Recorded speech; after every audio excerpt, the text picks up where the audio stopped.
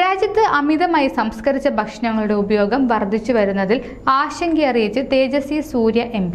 ഇത്തരം ഭക്ഷണങ്ങളുടെ പാക്കേജുകളിൽ മുന്നറിയിപ്പ് ലേബലുകൾ നിർബന്ധമാക്കണമെന്നും അമിതമായി സംസ്കരിച്ച ഭക്ഷണങ്ങൾക്ക് അധിക നികുതി ഏർപ്പെടുത്തണമെന്നും ഇവയുടെ പരസ്യം നിയന്ത്രിക്കണമെന്നും അദ്ദേഹം പാർലമെന്റിൽ ആവശ്യപ്പെട്ടു. പരമ്പരാഗത ഇന്ത്യൻ ഭക്ഷണങ്ങൾക്ക് പകരം package breakfast, cup noodles, ready to eat ഭക്ഷണങ്ങൾ, പഞ്ചസാര ചേർത്ത പാനീയങ്ങൾ എന്നിവ ഇന്നത്തെ കാലത്ത് പ്രചാരം നേടിക്കഴിഞ്ഞു.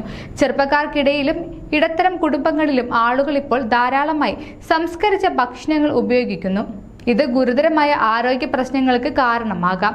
അമിതമായി സംസ്കരിച്ച ഭക്ഷണങ്ങൾ പലപ്പോഴും വില കുറഞ്ഞ ചേരുവകൾ കൊണ്ട് നിർമ്മിച്ച വ്യാവസായിക ഉൽപ്പന്നങ്ങളാണ്. ഇതിൽ വളരെ കുറഞ്ഞ അളവിൽ മാത്രമാണ് ആരോഗ്യകരമായ ഘടകങ്ങളുള്ളത്.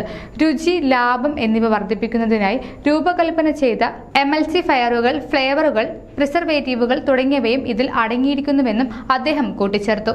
ആരോഗ്യ വാർത്തകൾ ഇനി നിങ്ങളുടെ വിരൽത്തുമ്പിൽ. ഡോക്ടർ ലൈവ് ചാനൽ സബ്സ്ക്രൈബ് ചെയ്യൂ. The first 24/7 health news channel.